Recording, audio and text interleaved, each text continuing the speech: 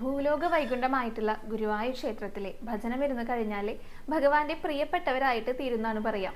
സർവ്വ പാപനാശവും ദുരിത നിവാരണവും മഹാപുണ്യവുമാണ് ഭജനമിരിക്കുന്നതിൻ്റെ ഫലമായിട്ട് പറയുന്നത്. പലരും ആഗ്രഹ സാഫല്യത്തിനായിട്ട് ഭജനമിരിക്കുന്നുണ്ട് കേട്ടോ. അങ്ങനെ ഭഗവാൻ അനുഗ്രഹിച്ച ഒട്ടേറെ ഉദാഹരണങ്ങളും നമുക്ക് കാണാനായിട്ട് സാധിക്കും. പാണ്ഡ്യ മഹാരാജാവ് അദ്ദേഹത്തിൻ്റെ ജാതകം പരിശോധിച്ചപ്പോൾ ജ്യോതിഷ പണ്ഡിതൻ പറഞ്ഞു, ഇദ്ദേഹം സർപ്പദംശനമേറ്റിട്ട് മരണപ്പെടുന്നു. അങ്ങനെ അദ്ദേഹം ആ ഒരു പ്രവചനത്തിൽ അതീവ ദുഃഖിതനായിട്ട് തീർത്ഥാടനത്തിന് പോകുകയാണ്. അങ്ങനെ ഗുരുവായൂരിലും എത്തിയിട്ട് അനേക കാലം അദ്ദേഹം ഭജനമിരുന്നു. അങ്ങനെ ഈ മരണപ്പെടും എന്ന് പ്രവചിച്ച ആ ദിവസവും കടന്നുപോയി. അങ്ങനെ സന്തോഷവാനായിട്ട് അദ്ദേഹം രാജാവ് തിരികെ സ്വദേശത്തെത്തി. ഈ ജ്യോതിഷ പണ്ഡിതനെ വിളിച്ചിട്ട് അദ്ദേഹം പ്രവചിച്ച കാര്യം തെറ്റാണെന്ന് പറഞ്ഞു കേട്ടോ. അങ്ങനെ ഈ ജ്യോതിഷ പണ്ഡിതൻ പറഞ്ഞു, എൻ്റെ പ്രവചനം ഒരിക്കലും തെറ്റില്ല എന്നും പറഞ്ഞുകൊണ്ട് ഈ രാജാവിൻ്റെ കാലിലെ സർപ്പദംശനമേറ്റ പാടുകൾ കാണിച്ചു കൊടുത്തു. അപ്പോഴാണ് രാജാവിന് മനസ്സിലായത് ഭഗവാന്റെ സന്നിധിയിലായിരുന്നത് കൊണ്ടാണ് മരണം തന്നെ തൊടാതിരുന്നതെന്ന്, ആ മരണത്തിൽ നിന്ന് മുക്തി നേടാനായിട്ട് തനിക്ക് സാധിച്ചതെന്ന്. അങ്ങനെ വേഗം ഭഗവാനെ സ്തുതിച്ചു, ഭഗവാനെ നമസ്കരിച്ച് ഭഗവാന്റെ സന്നിധി അദ്ദേഹം പുനർനിർമ്മിച്ചു കൊടുത്തു എന്നാണ് ഐതിഹ്യം.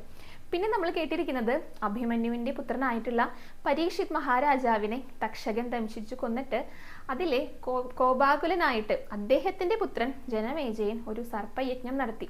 തക്ഷകനെ വധിക്കാൻ വേണ്ടിയിട്ടാണ് ആ ഒരു യാഗം നടത്തിയതെങ്കിലും കൂടെ അനേകം ഒരു കുറ്റവും ചെയ്യാത്ത സർപ്പങ്ങളാണ് ആ ഒരു യാഗാഗ്നിയിൽ എരിഞ്ഞടങ്ങിയത്. തൽഫലമായിട്ട് ജനമേജയനെ കുഷ്ഠരോഗം പിടിപെട്ടു.